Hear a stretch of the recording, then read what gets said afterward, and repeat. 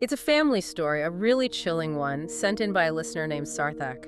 It's about this 9-day ordeal his family went through back in 1987 Delhi. Right, and that's our mission today, really, to Yeah. just to break down this personal narrative. It's all about how this fundamentally practical man, Ramesh Majumdar, Who only trusted logic. exactly, how his entire worldview just gets shattered because, well, he wanted a good deal. You wanted a low price. A low price that overwrote, every single warning, every bit of intuition. This is really a story about confirmation bias meeting an absolute reality. Okay, so let's set the stage. We have Ramesh Majumdar, he works for the railways, and he's moving his family. Right, his wife and two very young sons. Sarthak, our source, was 4, and his little brother was only 2. And they're moving from Rewari to Gandhinagar in Delhi. The reasons are, super practical. Better schooling for Sarthak, and this is critical, they'd be close to his sister, the boy's aunt. And you have to remember the context here. This is 1987. Yeah, moving a family was a huge deal back then. No cell phones, no internet. So he's looking for efficiency, stability, and he finds this room. It's described as a little small, but But the rent was just exceptionally low. Mhm. And you can almost see his, internal calculator just taking over. it's a good deal. That's the anchor. Exactly. It's based purely on cost and location. But the red flags, they were there from the very beginning, from his own sister. Oh, immediately. He tells her about the place, and her reaction is just, it's forceful. She tells him, point blank, "We've heard a lot about that room, so look for someone else." That's community knowledge, local intel being passed right to You him. Ramesh, the man of logic and system? He just dismisses it Hmm. completely. For him, the low price, the location, those are facts. Rumors are just superstition. Right. And to make it worse, he doubles down. He pays the landlord a 2-month advance. And that's it. The trap is set. That's the sunk cost fallacy starting to kick in. He's invested now. It's much harder to walk away, even when things start to go very, very wrong. Okay, so he's in a financial trap. But let's talk about the physical one, the layout of the house, because that's just as important. It really is. They're in a room upstairs, right? Yeah. There's a staircase, Mhm. a long corridor. And downstairs is the landlord's place, a big open area, and this is a key detail, the shared bathroom. That shared bathroom detail is so important. It means the family, especially the mother and these 2 little kids, can't just stay in their room. No, they have to constantly go downstairs through this sort of public space. It creates this low-level stress from the get-go. And their room is right next to another room on that corridor, Yeah. a room that is permanently locked. The classic locked room. And as we'll find out, that becomes the absolute epicenter of everything. The mother, though, she feels it almost immediately. She's described as being sensitive to energy, and she just feels uneasy. But like her husband, she tries to rationalize it. Oh, it's just the stress of moving. I'm just tired. Giving logic the benefit of the doubt. But by day 5, that stops working. The rationalizations just fall apart. Ramesh is away on a trip for the railway. Yeah, he's in Rewari. It's about 7 p.m., and the mother is cooking dinner near their main gate upstairs. She just glances over at the curtain on their doorway, and she sees a shadow. A distinct shadow just move past. And her first thought is still logical, Oh, it must be Ramesh. He came back for something he forgot. but she checks, and she realizes the sound, the movement, it came from the locked room next door. And the door is still bolted from the outside. So she goes back to cooking, completely confused, but still trying to make it make sense. Maybe he snuck out again. It's that classic thing the brain does, trying to force a weird experience into a pattern it understands. The moment of truth comes when Ramesh actually gets home. Right. He confirms he just got there. He hadn't been home all day. So she tells him what she saw, the shadow, the sound from the locked room, and he's just exhausted. And he shuts her down. You must be imagining it. And there's the pattern right there. The mother senses it. The husband dismisses it. She's totally alone in this. But the next day, it escalates. And it involves the children, which completely bypasses any of the adult skepticism. So this is where it gets really chilling. The mother is downstairs, washing clothes, a normal, everyday chore. She's told Sarthak, the 4-year-old, to watch his sleeping brother upstairs. A minute later, Sarthak comes flying down the stairs screaming, just pure terror. And he says he saw a lady sitting on the cot. And this detail, it just hits the mother so hard on a personal level. Because back in West Bengal, she had this playful thing she'd do. She used the story of a hall. Like a bogeyman, right? Exactly, a kind of ghost figure to get him to eat his food or behave. The hall will come get you. So for her, it's like this fictional thing she made up to scare him has just become real. Her own words have come to life as this lady. She runs upstairs terrified and finds the 2-year-old, the one who can't talk. He can't be coached. You can't ask him leading questions. He's just sitting there on the bed, quiet, and he's Laughing and looking ahead as if someone was sitting in front of him and talking to the child. That's the data point you can't argue with. The nonverbal child is interacting playfully with something that isn't there. It just completely sidesteps all of Ramesh's rationalism. It validates everything the mother has been feeling. So she's totally unnerved. She takes the kids and goes right to the landlady. And she asks her straight up, is there some problem in this house? And the landlady's response is just, it's pure deception. She pauses, A long pause. then denies it, suggests, oh, the child just saw something. That silence tells you everything. The mother knows she's lying. She grabs the kids and flees to her sister-in-law's house. And the aunt doesn't hold back this time. No, she confirms everything. She says, I already told my brother not to stay there. No one can stay there for long. And then she says the key line again. That's why it was lying vacant.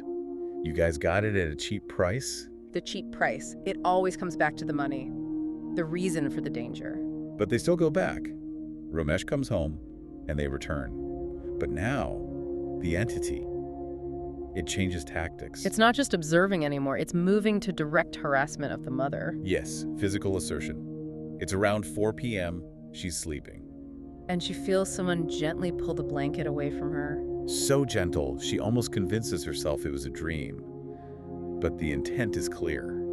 It's intimidation. Then later, she's making dinner. She hears a sharp knock on the upstairs window, the one facing a narrow alley. She starts to move towards it, but then she just freezes. Because the physics don't work. They're on the first floor. There's no balcony, no ledge. No one can reach that window. And the second she has that realization that this is impossible. The sound changes. The knocking stops, and it's replaced by a human sound, a growl full of anger. Right from the window, the malice is just, it's undeniable now. She screams, runs out. The landlord comes out. They rush upstairs to the kids. And they find Sarthak, and he's just crying and saying this chilling thing over and over. Mom, how did he come? How did he come? He will take us with him. The fear is just, it's so real. The mother's terror turns into rage at the landlord. She's shouting at him for lying. And in that moment, as she walks back into the corridor, she sees it herself. A movement. She sees that someone had just entered the locked room next door. The entity is retreating to its home base. That's it for her, she says. We are leaving now. But then Ramesh gets home. And he gets an earful, but the sunk cost fallacy just kicks right back in. He starts doing the math. We've only been here 7, maybe 8 days. We paid for 2 months in advance. He's using money to argue against their safety. He convinces them to stay just a few more days while they look for a new place. He's prioritizing the rent money over his family's sanity. And that decision costs them. The very next day, Sunday, is the breaking point. Ramesh is home, which is important. The mother's making breakfast. Her back is to the bed where the kids are. And suddenly Sarthak falls off the bed. And he cries out, Mom, you pushed me. And before she can even react to that, she hears a voice, a woman's voice, right in her ear. And it says the words that end any debate. Get out of here or I'll kill everyone. That's it. It's a direct physical and verbal threat. She grabs Sarthak, she runs for the stairs, and as she's going down, she feels a hard push from behind. She tumbles down the stairs. Sarthak hits his head. It's a severe injury. There's blood. And even after all that, Ramesh, the skeptic, his first reaction is to blame her. He rushes down and scolds her. You can't handle a child. Unbelievable. He completely ignores that she was pushed. They go to the aunt's house, get the boy's head treated, but Ramesh still convinces them to go back that night. Still clinging to this idea that he can find a new place without losing all his money. But his time is up. That Sunday night, his moment of truth arrives. The family's back in the room. Ramesh is at the table, writing a letter. You know, this is 1987. That's how you communicated. And the knocking starts again, same window. But Ramesh, still trying to find a rational explanation, thinks it's a prankster, a thief. So he does the practical thing. He grabs a stick, he bangs on the window, he yells that he's calling the police. And it works. The knocking stops. For a moment, he thinks he's won. His practical, aggressive approach solved the problem. But then he feels it. A strange, heavy feeling in the room. An atmospheric shift. Something is right behind the curtain. He pulls it back, expecting, I don't know, a cat or a branch. And there is zero room for rationalization left. No. He sees a girl floating in the air. He describes her as having wide, terrifying eyes. She looks him dead in the eye and repeats the threat his wife heard. Do you want to get out of here alive or I'll kill everyone? And that was it.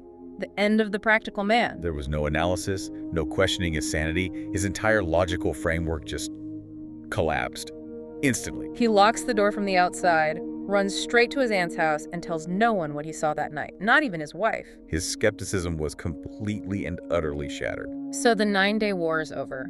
The next morning, day 9, he goes to the landlord. And just says, we're leaving. Immediately. The landlord even tries one last time. Oh, just send your family to the village for a couple weeks. You can stay with us. But Ramesh knows that's not an option. He's willing to pay anything to get out. And he does. He tells the landlord, keep the rent for the full month, even though they were only there 9 days. Just give back the rest of the deposit. He literally pays to escape. The story of the cheap rent finally ends with him having to pay the full price for his skepticism. They move everything to the aunts that day. And only after they are safe, in a new place a few days later, does he finally tell his wife what he saw. Which brings us to the why. The deep dive. They start asking around the colony, putting the pieces together. And they find out the landlord's secret. The locked room. Yeah. It belonged to their daughter. She was 22 or 23. She had fallen in love with someone her parents didn't approve of. They forbade the marriage. And the source says their egos were hurt. And tragically, she committed suicide in that room. But the story doesn't stop there. The cultural context here is absolutely vital to understanding what happened next. Exactly. For our listeners, it's important to understand that in the Hindu belief system, the last rites are a profound duty for the family. They're rituals meant to help the soul's journey, to help it achieve liberation, or moksha. To move on from this plane. But because the parents were so hurt, because of their pride and their shame over the suicide, they didn't perform these duties properly. They left an emotional and spiritual debt unpaid. Right. That failure, driven by their own anger, essentially anchored her spirit to that house. She was left angry, unresolved, and trapped in her domain, that locked room. The whole house became dangerous. And this connects directly to another tragedy they learn about? Yes, the neighbors confirm it. A few months after the suicide, another family moved in. Their little boy was flying a kite on the roof. And he fell, suffered a fatal head injury, but just before he died, he said he was pushed from the front. Which confirms the spirit wasn't just making noises, it was capable of fatal physical violence. The whole story is just this perfect, awful microcosm of consequence. It is. Ramesh Majumdar made a choice based on market logic, on a cheap price.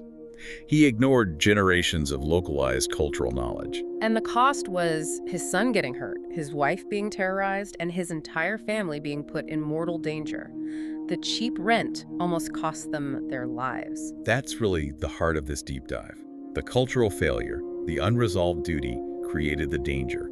And Ramesh's modern skepticism walked his family right into the middle of it. He fought the truth for 9 days until he had no choice but to face it. It's just a chilling reminder that some debts aren't financial, they're spiritual. When those fundamental duties are ignored because of pride or anger, the consequences, they linger, and they can be incredibly dangerous. So we'll leave you with this final provocative thought. When you calculate the value of something, you look at market risk, financial history. But how do you calculate the emotional and spiritual debt of a place, especially when that history is deliberately hidden out of shame? If that kind of unresolved anger and a failure of duty can tether a spirit so violently, what does that say about the unresolved emotional debts that people carry with them and impose on the spaces around them every single day? Something to consider next time you choose price over peace.